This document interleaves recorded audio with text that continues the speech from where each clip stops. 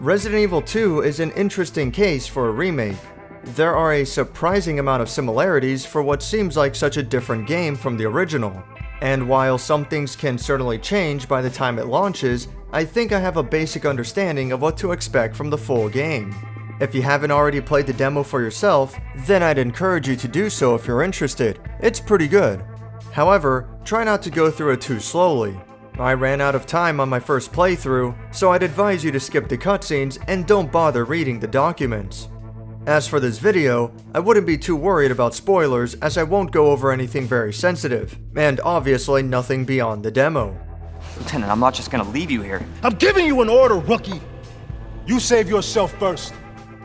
To begin with, this seems to be an exact copy of the gameplay demonstration that Capcom has been showing off since E3 2018. If you've seen that, then you already have a good idea of what to expect. A short text explanation seems to cover the introductory segment, and there will likely be a city streets area before reaching the police department, as was the case with the original game.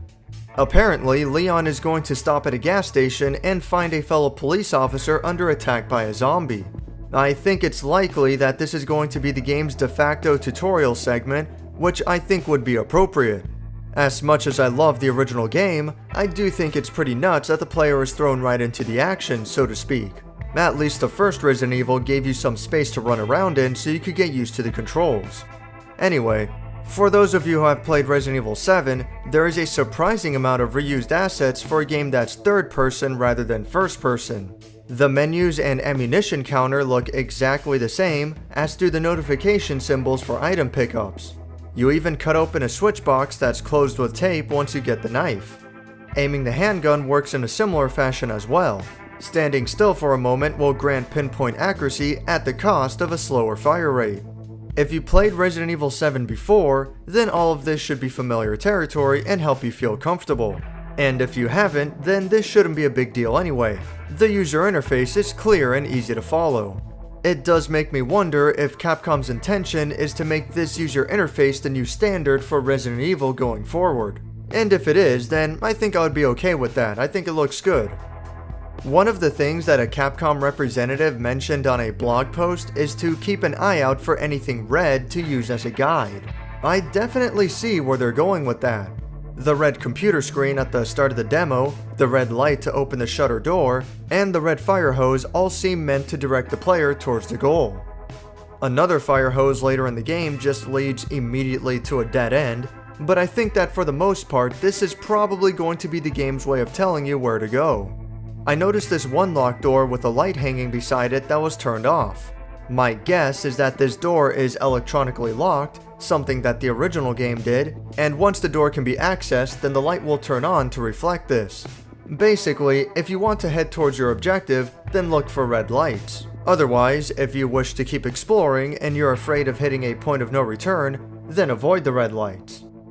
One of the main complaints I keep hearing about is how difficult it is to kill zombies, and it's a fair concern that I also share.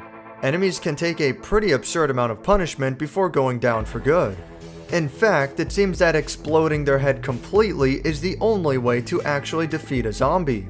Just because they've been knocked down to the floor and with a few limbs missing doesn't mean that they won't keep trying to come after you. And on top of that, causing a zombie's head to explode with a handgun seems to be completely random. You might be lucky and cause it to happen in just 2 to 3 shots, or it could take as many as 12. However, I believe the biggest difference between this and the original game isn't necessarily the health of the zombies, but rather it seems that the remake is trying to put a tighter squeeze on the player's supplies than the original did.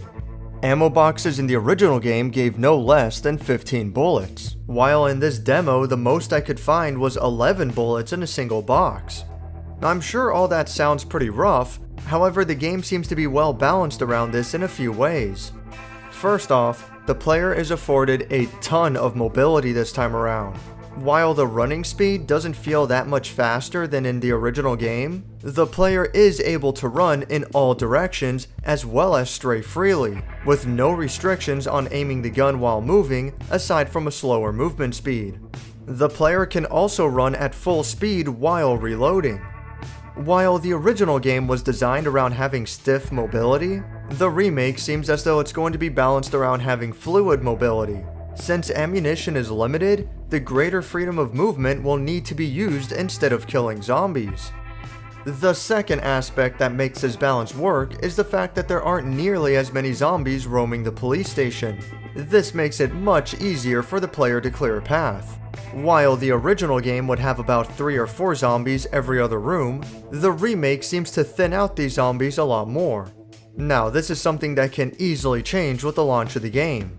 I can see the police station filling up little by little as the player proceeds through it. And as anyone who's played a Resident Evil game knows, backtracking is going to be an important factor.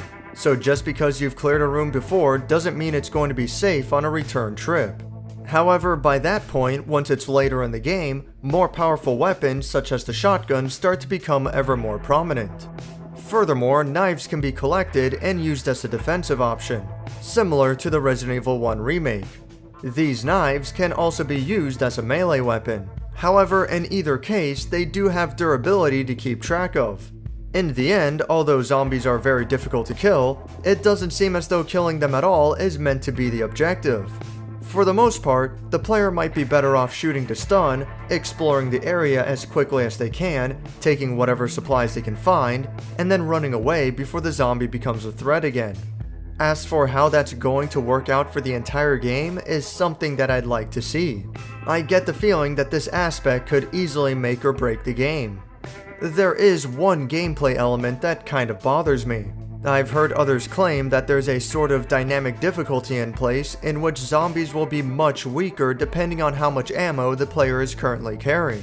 When the player is carrying less ammo, then their luck will effectively increase, and a zombie's head will explode far more often.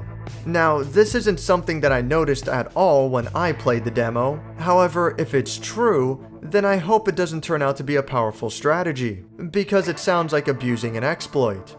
Either way, I still got random head explosions each time I played through the demo, regardless of how much ammo I held onto. As far as the graphics go, it seems about the same that was already shown at E3. My version seems a little washed out, however this might be due to tuning the brightness options, which is surprisingly more robust than I'm used to in most video games. It's also possible that the graphics were somewhat downgraded, but either way, it doesn't seem like that big of a deal. And the textures and animations are still gorgeous. It looks amazing to see whole chunks of a zombie disappear in relation to a shotgun blast, and Leon seems to dynamically push off any corpse that falls on him. Zombies also shamble towards the player in a seemingly realistic way, but it's still easy enough to land a good shot, as opposed to the erratic movement of the enemies from Resident Evil Revelations. There's also an interesting emphasis on the audio. When starting up the game for the first time, headphones are set as the default option, and binaural 3D audio is turned on.